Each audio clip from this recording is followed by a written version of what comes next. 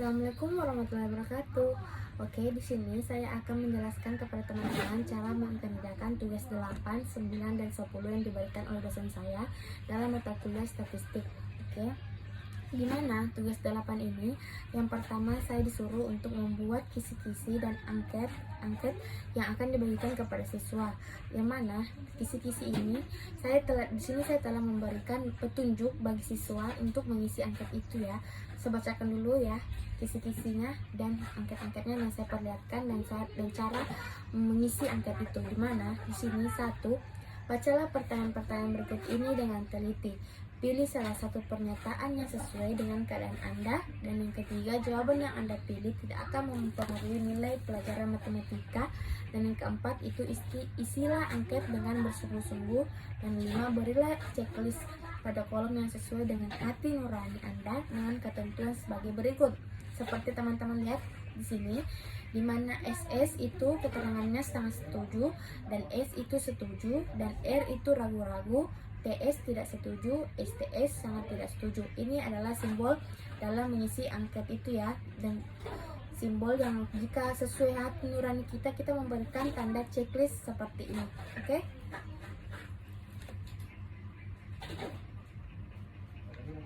Saya di sini telah memperlihatkan kepada teman-teman ini adalah pertanyaan-pertanyaannya mulai nomor 1 sampai di sini pertanyaannya itu ada nomor 1 sampai 17. Oke, di mana pertanyaan pertama yaitu saya belajar dengan giat pada pembelajaran speaking skill untuk memudahkan saya berbicara dengan native speaker dengan peraturan asli. Oke, ini dia nomor 1 pertanyaannya. Yang kedua yaitu saya mampu menyampaikan pendapat saya dengan menggunakan bahasa Inggris dengan baik. Jadi adik-adik bisa mengisi dengan tanda checklist. Jika adik-adik merasa sangat setuju, bisa checklist di kolom sangat setuju. Jika adik-adik ragu, adik-adik bisa mengisi di kolom ragu-ragu yang bersimbol R yang seperti saya jelaskan. Oke, sampai seterusnya ya. Kalian bisa membaca pertanyaan itu dan mengisi pertanyaan itu sampai 1 sampai 17. Ini yang akan kita bagikan melalui form Google yang akan dibagikan, dan siswa bisa mengisinya melalui form Google.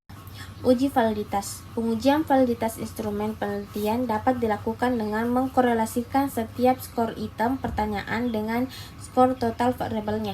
Untuk menghitung nilai korelasinya dapat digunakan korelasi produk momen yang seperti yang teman-teman lihat di sini. Ini dia adalah rumus dari produk momen yaitu R X Y N dikali jumlah XI dikali Y, dan jumlah tersebut dikurangi jumlah XI dikali jumlah YI per akar. N kali jumlah XI berpangkat 2 dikurangi jumlah XI dan dipangkat 2 juga, dan N dikali jumlah YI berpangkat 2 dikurangi jumlah YI dan dipangkat 2 juga. Lalu hasilnya ini nanti kita akan bisa kalikan. Ya, adapun yang selanjutnya yaitu ini hasil tabulasi angket seluruh responden, di mana respondennya terdapat 24 orang dan 20 item pertanyaan. Dan di mana di sini jumlahnya di mana N sama dengan 24 dan R tabel sama dengan 0,404. Di mana kita mendapatkan nilai 404 ya tentu dari nilai dari taraf signifikannya yaitu dari 0,5 jika 24 responden akan ditentukan nilai signifikannya yaitu 0,404.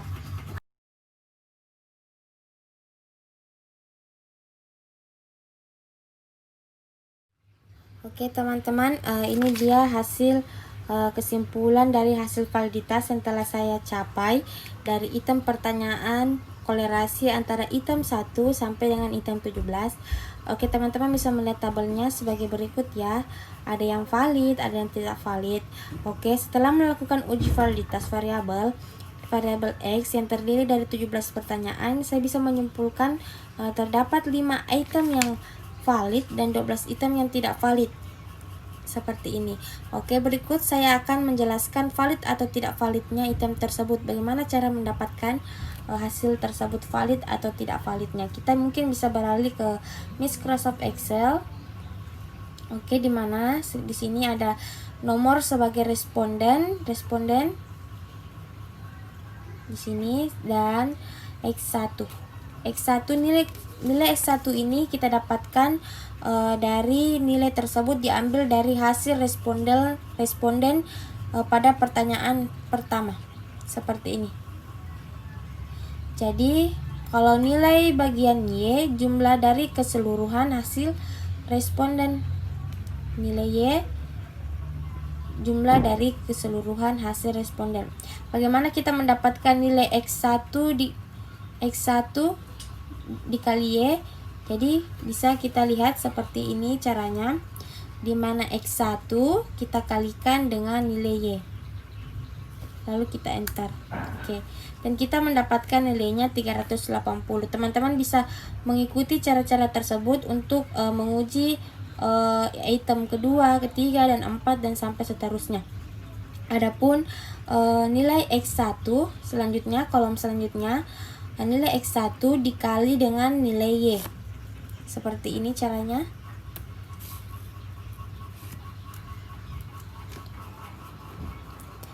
Dikali Y. Oke, dan mendapatkan nilai 25. Karena dia berpangkat 2, jadi kita kali 2. Adapun yang selanjutnya yaitu Y2, dimana Y dikali Y karena berpangkat 2. Jadi di tabel Y2, dimana Y2 dimana Y dikali dengan Y. Kenapa kita kali 2 kali? Jadi karena dia berpangkat 2 ya.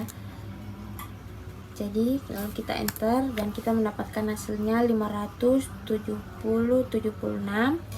Oke, selanjutnya kita akan mau mencari jumlah XI dikali Y, XI berpangkat 2 dan Y berpangkat 2. Kita turun ke bawah dan kita hapus dulu jumlahnya supaya teman-teman bisa mengerti. Oke, caranya seperti ini. Kita ketik sama dengan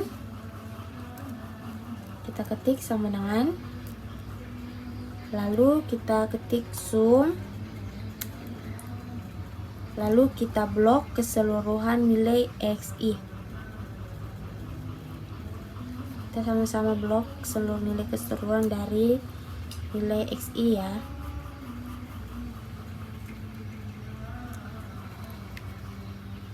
Lalu kita enter. Nah, kita sudah mendapatkan jawabannya 93.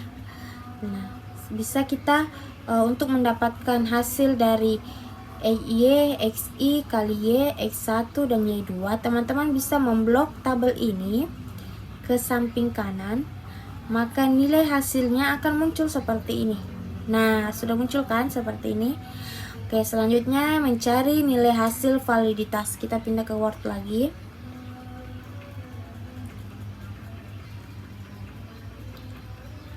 Nah, seperti ini.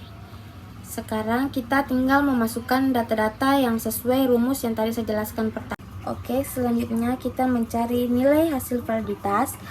Sekarang teman-teman kita akan memasukkan data sesuai rumus yang telah saya jelaskan tadi di awal, di mana 24 jumlah dikali Y1 66117 dan jumlah X1 sama dengan 93 dan jumlah Y1 1701 dan N 24 dan jumlah X1 berpangkat 2 yaitu 391 dan jumlah X1 sama dengan 93 dan N sama dengan 24 dan Y2 berpangkat 2 jumlahnya 121553. Itu tadi jumlahnya dan saya menjelaskan nilai-nilai dan nilai tersebut.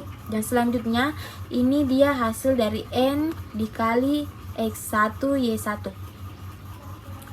Oke, teman-teman bisa lihat.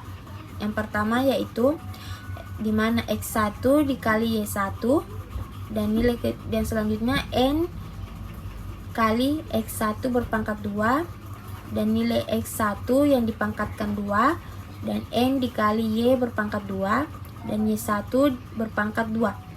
Lalu hasil tersebut pada hasil akhir setelah dihitung sesuai rumus maka menghasilkan angka 615 per 4188,7. Maka ditemukanlah hasilnya 0,146.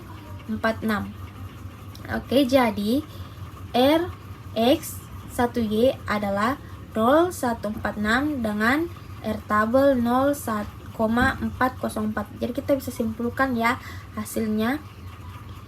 Jadi Rx1Y adalah 0,146 dengan R tabel 0,404. Karena Rx1Y lebih kecil daripada R tabel, maka instrumennya no valid, tidak valid ya. Jika Rx-nya 1Y lebih besar, maka instrumennya valid, tetapi di sini karena kecil jadi tidak valid. Oke, sampai di sini penjelasan saya dalam mencari valid atau tidak validnya sebuah pertanyaan itu. Teman-teman bisa mengujinya lagi dengan item pertanyaan kedua.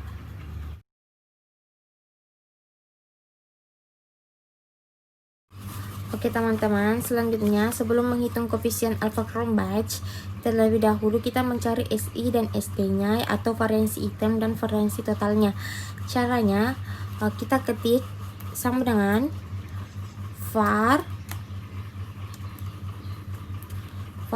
buka kurung dan kita memblok S1-nya ya, mulai atas sampai bawah. Lalu kita balas kurung. Lalu kita enter. Nah, sekarang sudah muncul hasilnya yaitu 1,332. Lalu setelah itu untuk mempermudah kita bisa memblok ke samping kanan agar nilai-nilainya semuanya muncul. Oke ya, seperti ini. Lalu kita enter. Nah, sekarang nilainya sudah muncul. Setelah itu kita mencari variansi item X1 seperti itu tadi. Selanjutnya kita kita menghilangkan dua angka di belakang koma. Sekarang sudah hilang. Sekarang kita mencari atau mengetahui variansi itemnya, yaitu kita ketik sama dengan lalu sum dan kita buka kurung, lalu blok variansi item keseluruhan, lalu kita balas kurung, lalu kita enter. Nah, sekarang nilainya sudah keluar yaitu 20.636. Selanjutnya kita mencari variansi totalnya. Variansi total, kita mencari variansi total. Selanjutnya kita ketik sama dengan lalu var dan kita membuka kurung, lalu kita blok item jumlahnya. Kita memblok item jumlahnya seperti ini sampai bawah, lalu kita balas kurung, lalu kita enter. Nah, sekarang kita telah menemukan variansi totalnya, di mana variansi totalnya itu 43.245.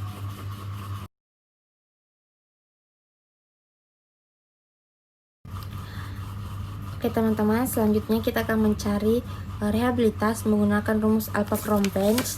Karena kita telah mencari tadi variansi item dan variansi totalnya, sekarang kita akan mencari reliabilitasnya. Oke, di mana RI sama dengan, dan di mana N-nya itu 24 per N kurang 1 seperti rumus yang di samping, atau 24 kurang 1 dikali 1 dikurang jumlah SI pangkat 2 di sel D29 per variansi total.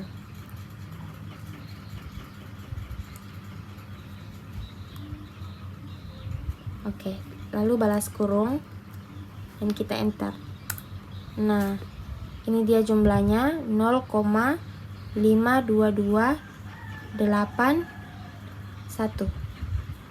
Ini adalah dia, kita menghilangkan dua angka di belakang koma, jadi nilainya itu 0,523.